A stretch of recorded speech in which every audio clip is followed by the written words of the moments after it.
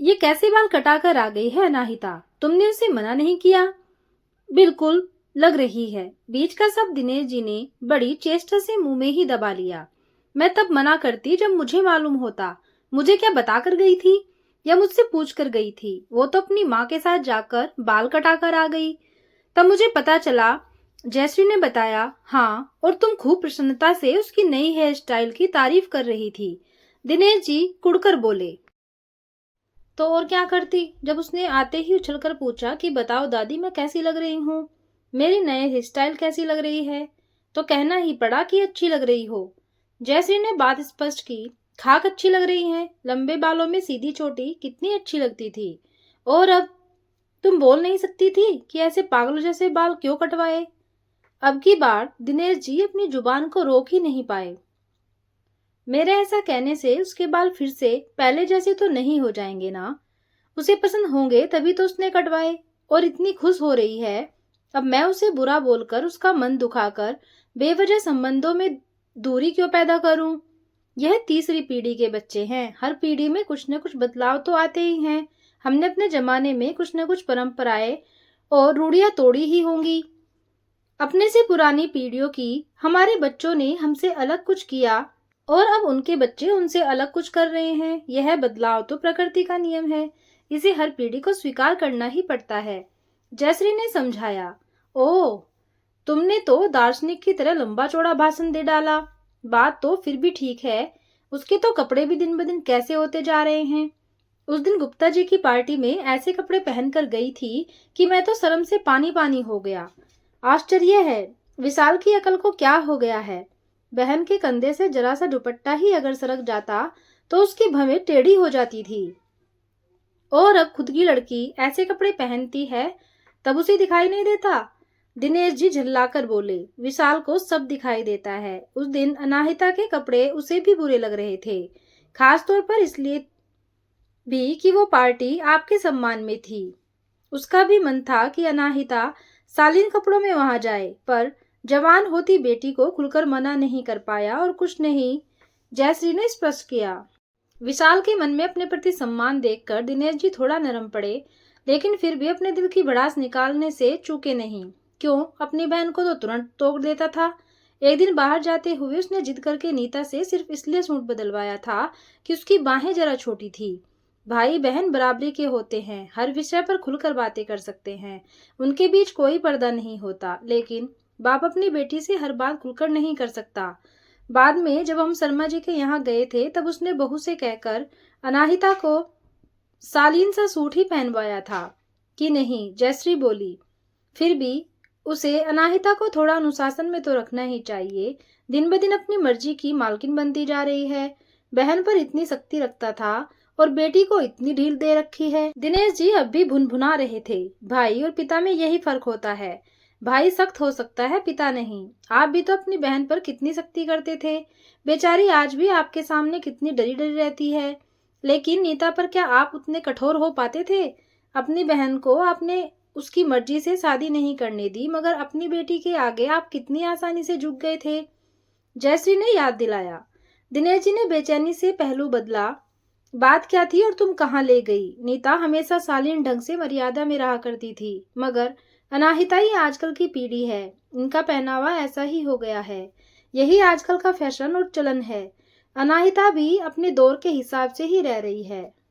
अच्छा यही है कि हम ही खुद बदलते दौर के साथ सामंजस्य स्थापित करना सीख जाएं, तो पीढ़ियों के बीच व्यर्थ की टकराहट नहीं होगी। और आप इस विषय पर ज्यादा मत सोचिए। अनाहिता का लिबास और रहने का ढंग भले ही आधुनिक हो, मगर उसमें संस्कार आपके ही हैं। वह मन की बुरी नहीं है। जयश्री ने उन्हें सांत्वना दी। सुबह की चाय हो चुकी थी। जयश्री खाली प्याली उठाकर रसोई में जाते हुए कह गई, अब जल्दी तैयार हो जाइए, नहीं तो कॉलेज के लिए देर हो जाएगी। वैसे भी अब बहू बेटे का उठकर नीचे आने का समय हो गया था। रिश्तों की डोर बहुत नाजुक होती है। जरा से खिंचाव से भी टूटने का अंदेशा बना रहता है। किसी भी तरह की अप्रिय बात उनके कानों में जाना ठीक नहीं था। परिवार को साथ लेकर बहुत संभल कर चलना पड़ता है। 10 बजे तक दिनेश जी कॉलेज के लिए निकल जाते थे। यूं तो ये रिटायर हो चुके थे, फिर भी इन्होंने पढ़ाना नहीं छोड़ा था। इसी बहाने अपने विषय के संपर्क में भी बने रहते थे और घर से बाहर निकलकर मित्रों से मिलना जुलना भी हो जाता था। विशाल भी ऑफिस चला गया। अनाहिता सीए की तैयारी कर रही थी। वो ज्यादातर समय अपने कमरे में पढ़ती रहती थी। सीए के साथ ही उसने इस साल बीकॉम प्रथम वर्ष उत्तीर्ण करके तृतीय वर्ष में प्रवेश लिया था। शाम को उसकी कोचिंग होती थी। जाते समय बहू उसे छोड़ देती थी और आते समय विशाल ले आता था। उस दिन रात में अचानक फोन आया कि बहू के पिताजी की तबीयत बहुत खराब हो गई है, अस्पताल में एडमिट किया है। बहू सुनंदा रुआसी हो गई। जयश्री ने उसे सांत्वना दी। दूसरे दिन सुबह ही जयश्री ने खाना तैयार करके रख दिया और विशाल, सुनंदा, जयश्री कार से बहू के मायके रवाना हो गए। 10 बजे दिनेश जी ने खाना खाने के लिए किचन में प्रवेश किया। अभी वे थाली कटोरी निकाल ही रहे थे कि बर्तनों की खटर पटर सुनकर अनाहिता दौड़ी आई। आप बैठिए दादाजी, मैं परोस देती हूँ, कहकर उसने खाना गर्म किया और थाली लगा दी। दिनेश जी को आश्चर्य हुआ। उन्होंने उसे कभी पानी का एक गिलास तक उठाकर रखते हुए नहीं देखा था। दिनेश जी का खाना खत्म होने तक अनाहिता वहीं बैठी रही और जो लगा करीने से परोसती रही। जब कॉलेज जाने लगी तो अनाहिता ने माँ और दादी की तरह ही उन्हें छोटा सा टिफिन पकड़ा दिया। दोपहर 3 बजे भूख लगने पर वे कॉलेज में सब्जी रोटी खा लिया करते थे।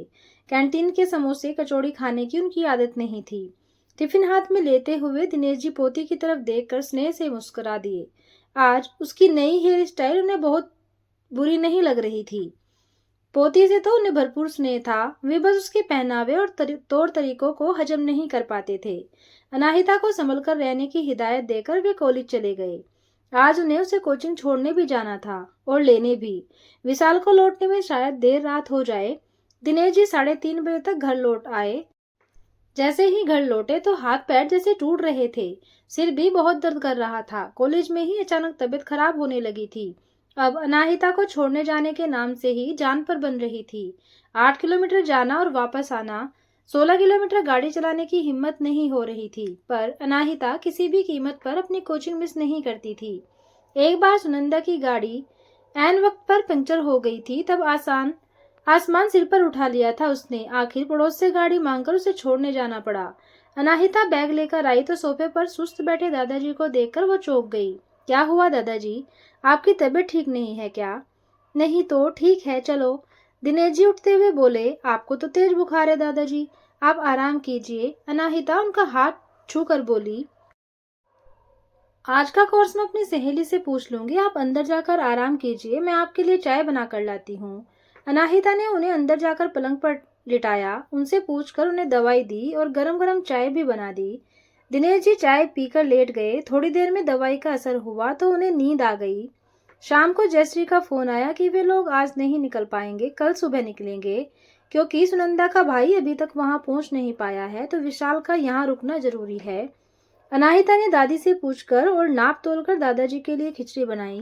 दिनेश जी को लग रहा था कि इससे पहले उन्होंने ऐसी स्वादिष्ट खिचड़ी कभी नहीं खाई थी। रात में एक और बार दवाई लेकर वो सो गए। रात में 2:30-3 बजे उनकी नींद खुली तो उन्होंने देखा अनाहिता स्टडी टेबल पर बैठी पढ़ाई कर रही है। उनका मन पोती के लिए अपार स्नेह में भर आया। जैसे ठीक ही कहती है, आज की पीढ़ी का सिर्फ लिबास बदला है, लेकिन अंदर पुराने संस्कार अभी भी बरकरार हैं। हमें ही थोड़ा धैर्य और सामंजस्य से काम लेना चाहिए।